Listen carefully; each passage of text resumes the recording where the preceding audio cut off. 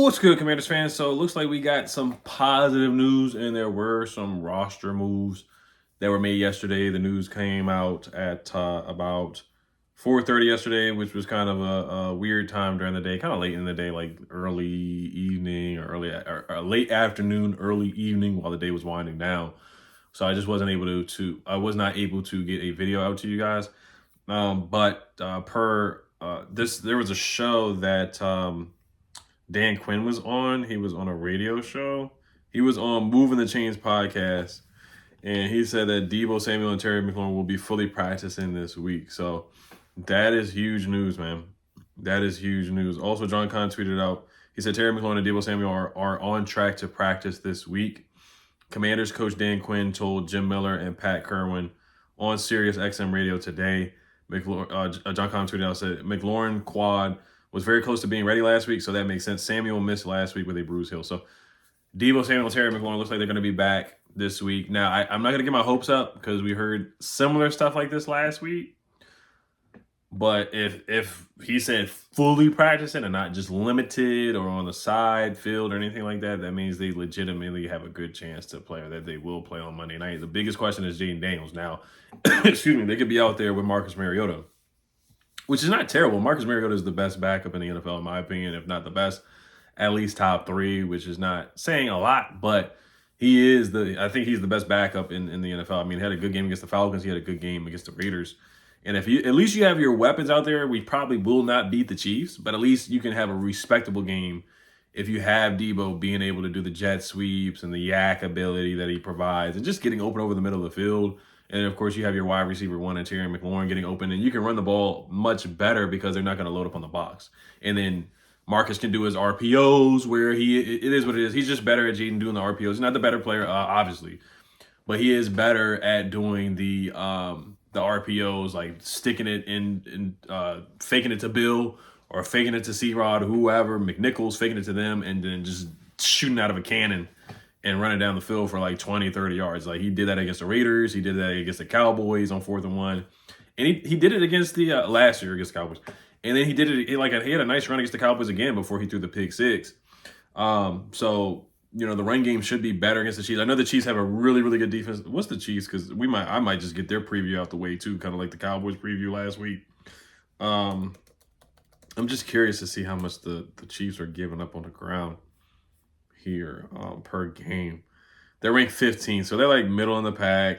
Pass yards allowed. Let me just look that up too for the Chiefs, where they're ranked really quickly, and then we'll move on to the next thing. The Chiefs are 4th in pass yards allowed. Let me see 3rd down conversion as well, just to get a good gauge on how good their defense is. We know they have a darn good defense with Chris Jones and other guys as well. They're ranked 7th in 3rd down defense, so they're a darn good defense. It's going to be a tough uphill battle. Whether Jaden plays or Marcus Mariota, I think is an L, to be honest with you.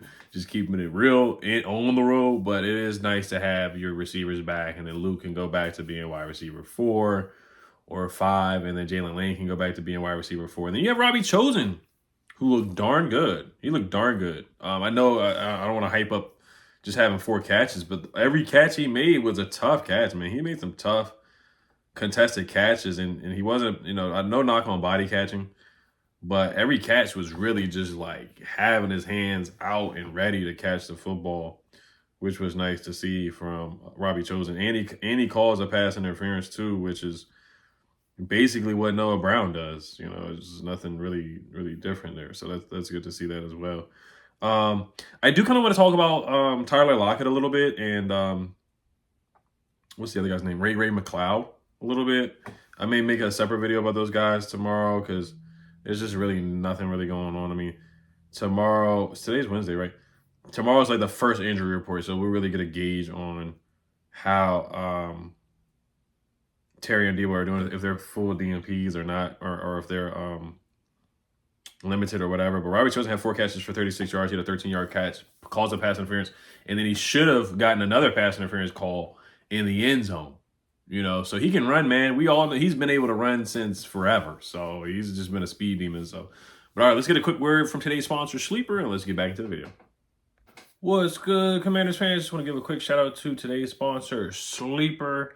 the best fantasy sports app in the world. Make sure you guys check it out. Use promo code Oliver. First time users, you get a 100% deposit match up to $100 using promo code Oliver. Also, you get a $20 free entry on Sleeper. So Sleeper's giving out some great deals, man. Sleeper, if you've never heard of it before, it's sports fantasy. You can wager on more or less on passing yards, receiving yards, rushing yards, passing touchdowns. The cheat code for this year, the rest of the games, Pat Mahomes, who we play next, all the other teams, the other quarterbacks, Sam Darnold, more than 1.5 passing touchdowns. Take that to the bank each time, guys. Using promo code Oliver. Use the link down below in the description. Terms and conditions apply. Make sure you guys use Sleeper. Great app, man. $20 free entry and then promo code Oliver for 100% deposit up to $100 for your first time users, guys. Let's get back to the video.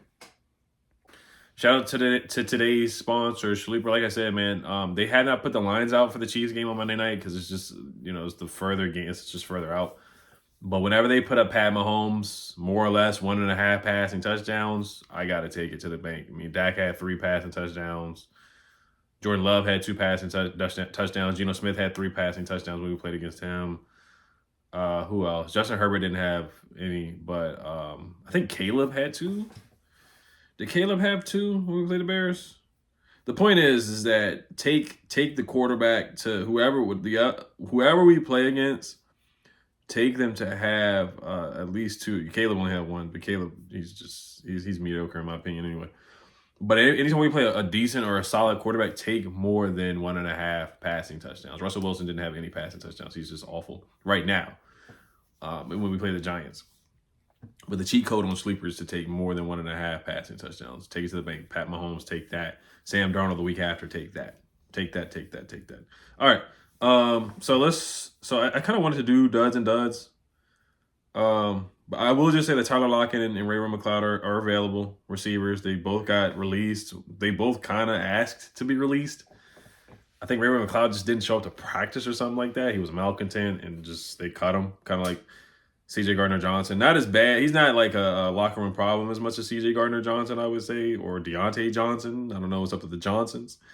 But he asked for his release basically from what I saw on social media, or he wanted out anyway. And then Tyler Lockett asked for his release. He will be available at 4 p.m. today. So I think they should take a look. But if Terry and Deebo are ready to play, then I don't think we'll go after Tyler Lockett. So we'll see. Tyler Lockett, he would add to the unction for sure. Ray-Ray McLeod is young. He had 600 yards last year. Tyler Lockett had 600 receiving yards last year too. Don't you think we could use 600 receiving yards? Don't you think Jaden makes guys better? Like Jameson Crowder and Alameda Zacchaeus and De'Ami Brown, he got those guys paid, except for Jameson. But he got those guys new contracts for sure. So, all right. So let's move on to duds and duds. Deron Payne was the highest rated. He had 90.8. Jordan McGee, 87.7. He definitely needs more snaps. He had 22 snaps. Bobby Wagner had 60 snaps. Bobby Wagner had a 75.6. He had a 77.9 coverage grade per PFF. So a lot of people have been ragging on his coverage grade, or his coverage in general, but he had a good day per PFF. Von Miller, 72.3. Where's Jacob Martin at? Because I know he had a good day. Jacob Martin had a 78.6 pass rush grade. He had the best pass rush grade out of everybody yesterday. Darnell Savage had a 27.5 tackling grade, which is really bad. 73.6 coverage grade, which is pretty good. Frankie Lou was 67.7 PFF grade. Pass rush grade, 48.1. So I know we used him as an edge rusher. Coverage, he was 83.0, so he was good. Marshawn Lattimore, 29.2, so he was a dud. 30.0 coverage grade, which is really awful. He was a dud. Trey Amos had a 56.7 coverage grade, which is like average, not bad. His tackling was bad, though. His run defense grade was really bad, too. Who else is notable? John Jones, 64.4. Noah I, 60. Dorrance got hurt, so it doesn't really matter. Quan Martin was a 61.0 coverage grade, which is actually solid. Johnny Newton, 58.3. Nick Ballore, 51.3 as well. Javon Kinlaw didn't have a great day. He had a 49.8 overall PFF grade. Let's go to the offensive side of the ball. Didn't really matter much. Tunzel had the best day with a 78.3. McNichol, 72.9. John Bates, 71.9. Jaden Daniels, 67.4, which is in the green, which is not bad. Even though he was off, PFF still rated him as having a good day. His run grade was 68.1, passing grade 63.5, which is not bad. Robbie Chosen, 65.7. Sam Cosmi, 85.9 pass blocking grade. So Sam Cosmi came back and did really, really, really well. Laramie Tunsil, 79.9. Like, Jaden had time in the pocket. That was not the problem. Like, he had time in the pocket. And our offensive line is good, man. That's the strength of our team right now. Andrew Wiley, 71.0 pass blocking grade. He did a good job. Who else was on the offensive line? Ben Sinnott had an 8.1 pass blocking grade, so Ben Sinnott was awful. Cole Yank of 9.9 pass blocking grade, he was awful as well. Josh Connolly struggled with a 43.6 pass blocking grade. Marcus Mariota had a 37.4 PFF grade because of the pick six.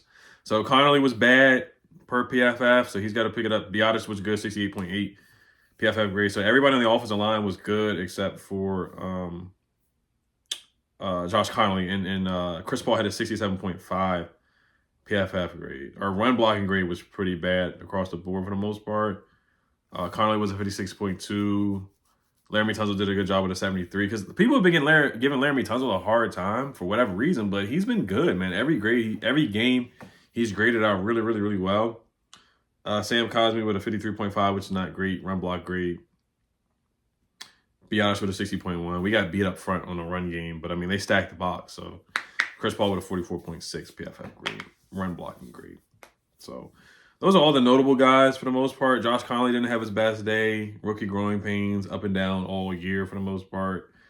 But the offensive line looked good. And Jaden Daniels apparently had a solid day, even though from the eye test, he was off. He missed Zach Ertz. He missed Chris Moore. I'm trying to think if he missed any other throws. That was really it that I can. He overthrew Zach Ertz really bad.